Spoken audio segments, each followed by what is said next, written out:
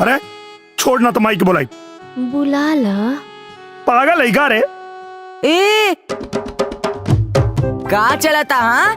गइल रहला हमार किताब लावे के और यहाँ लैला मजनू के खेल खेला ताड़ा। बनावा बनावा वीडियो बनावा। देखिए गला पड़ल बा। ढेर होशियार मत बन। अरे यार सच कहता नहीं, कोनो गड़बड़ नहीं के। बस बस अब खाली किताबे से ना हमरा परीक्षा में पासो करवावे के पड़ी। अबे वो हम कैसे करवाए बे? वो तुहार हेडेक बा। सुन जल्दी कर वरना ये वीडियो YouTube पे डाल दे। ब्लैकमेल करा था। हाँ? चल बाजारे चिंटुआ की किताब लेवे के बा। चला चल।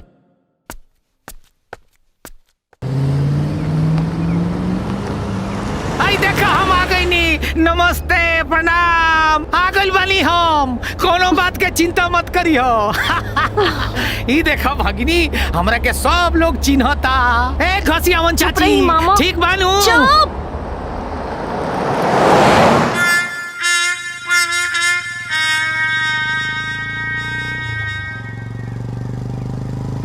रुको रुको रुको रुको रुको रुको रुको रुको रुको। गाड़ी खराब हो गई बिया। कोनो मिस्त्री बा? मिस्त्री? ए राजू यहाँ कहाँ मिली?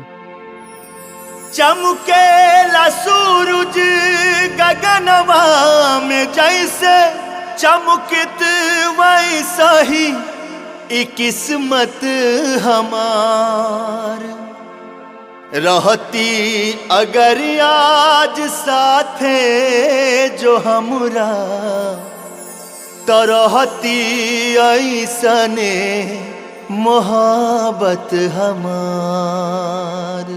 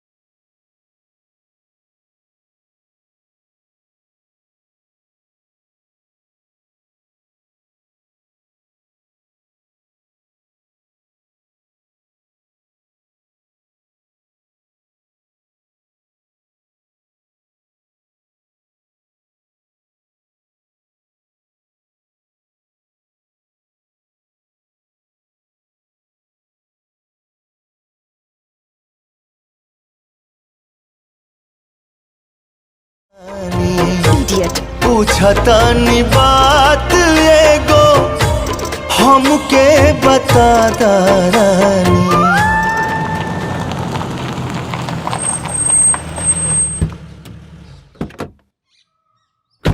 आ गेलो बेटी।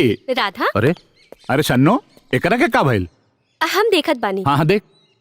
अरे बाबूजी कम से कम हमार तो स्वागत करो। हाँ हाँ हम तोहार स्वागत करब लेकिन जूता चप्पल से बुझला।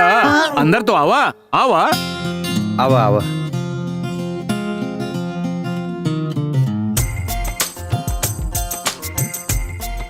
वाह बड़ा वाला आई लाइक इट। राधा का भइल? इतना दिन बाद एलू और वो इतना गुस्सा में? एगो 2 कौड़ी के लड़का हमार बेइज्जती करके चल गई। के रहे वो बतावा? हम अब्बे नाना जी से बोल के ओकर चमड़ी उतरवा दे। ओकर चमड़ी ना पूरा औकात दिखाई।